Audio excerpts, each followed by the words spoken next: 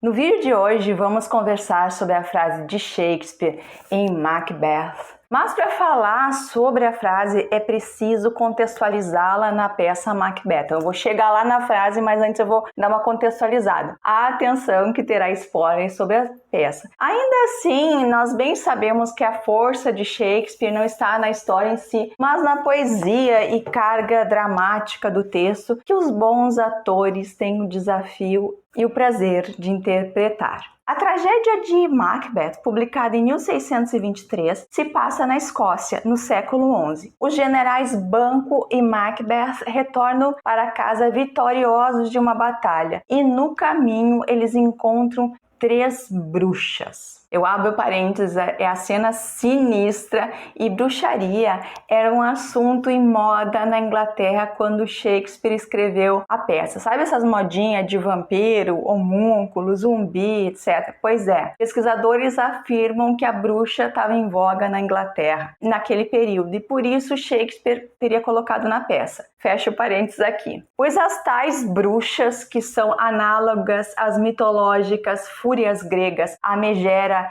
Trisífone e Alecto, estão num cenário sinistro e personificam o senso comum de serem malvadas e brincar com o destino dos homens. Na peça, elas são subordinadas à divindade Hécate, o que sugere que apenas estão cumprindo ali a vontade dos deuses. Elas profetizam que Macbeth se tornará barão e depois rei, e os filhos de Banquo serão reis. Tão logo a primeira das profecias se concretiza, cresce no coração de Macbeth o desejo de se tornar rei, e a esposa Lady Macbeth quem demonstra a vontade ávida de virar rainha, não importando os meios para tais fins. Grande é o papel de Lady Macbeth na trama, um dos melhores papéis femininos de Shakespeare, se não o melhor, eu acho que é o melhor papel feminino dele. No Brasil foi interpretado por ninguém menos do que a Renata Sorrah.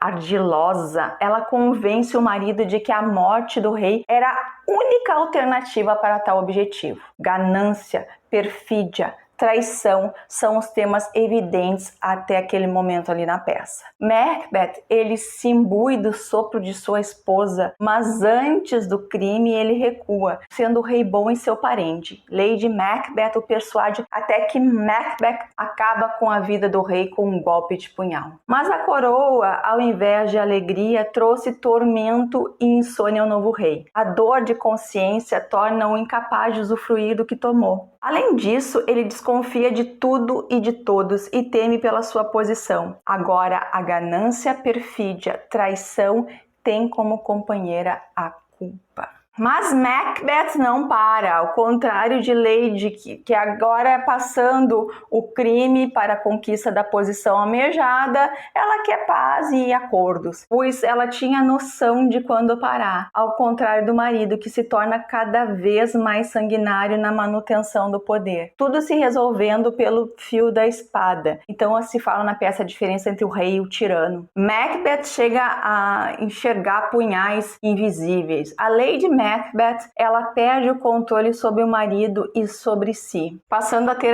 alucinações cuja origem é culpa, sua instabilidade emocional é tão forte que ela se suicida. É neste ponto, tomando ciência da morte da esposa, no momento em que Macbeth vai partir para a guerra, que diz a famosa frase que aparece no último ato da peça. A vida é uma história contada por um idiota, cheia de som e fúria, sem sentido algum. Contextualizando aqui, a Macbeth é dada a notícia: a rainha, meu senhor, está morta. E ele fala: ela deveria ter morrido mais tarde. Haveria um tempo para tal palavra. E ele fala amanhã, e amanhã, e amanhã. A fala é muito na língua inglesa, tomorrow, tomorrow, and tomorrow. É muito conhecida, né? Ele fala: a vida é apenas um assombro errante, um mau ator a se pavonear e afligir no seu momento sobre o palco, e do qual nada mais se ouve. É uma história contada por um idiota, cheia de som e fúria, sem sentido algum.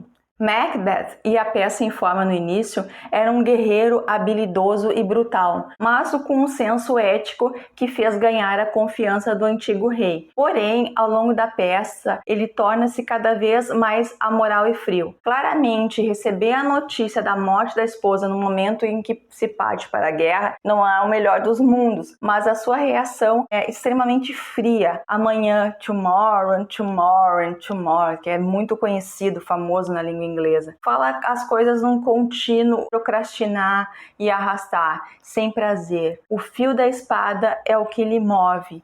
E a esposa deveria esperar para morrer. Tem a metáfora também da vela se apagando, que reforça a ideia de arrastamento, de delonga. E se o timing do ator que o interpreta Macbeth for bom, ele vai saber deixar o público ali em suspenso. Sublinha a ideia de que há tristeza, há sentimento, mas é preciso deixar para diante frente à ação urgente requerida no momento. E depois um corte abrupto assim, com a consciência do palco da vida, do ator que se pavoneia em seus minutos de palco, de glória, e no instante seguinte não está mais lá, da vanidade de tudo, do contraste entre o som e a fúria, que tanto faz alusão à ira e ações decorrentes dela, quanto às fúrias lá que foram as bruxas que profetizaram o destino dele. Contaram a história, né? Contadas por um idiota sem sentido algum. Sua fala, ela insiste que não há significado e propósito na vida. Com a morte da esposa e os exércitos marchando contra ele, Macbeth sucumbe ao pessimismo. A fala também é autodefensiva. Se não há significado na vida, seus crimes terríveis acabam sendo menos terríveis, porque como tudo mais, eles também não significam nada. A correspondência da vida ao mau ator que se pavoneia no palco para depois estar morto faz lembrar a natureza ilusória do palco. Além disso, lembramos, e o personagem também se faz lembrar, que Macbeth é só um ator atuando no palco elisabetano. E continuação dessa metalinguagem, como qualquer peça, há um pacto entre a audiência e os atores, ambos fingindo aceitar a realidade da peça. Assim, não é somente sobre a vida inteira de Macbeth ali, né, no palco, mas da peça como um todo, pois a peça também pode ser vista como um evento cheio de som e fúria, contados por idiota, no caso o ator o Shakespeare, que não era bobo nem nada, significando nada. O Shakespeare ele consegue rir dele mesmo, quer dizer, nessa metalinguagem tem muitos elementos ali que podem ser explorados. É nihilista e catártico para Macbeth e também para nós. Se gostam deste conteúdo, deixe seu like para o YouTube divulgar, inscreva-se para quem ainda não é inscrito. Um beijo e até o próximo vídeo.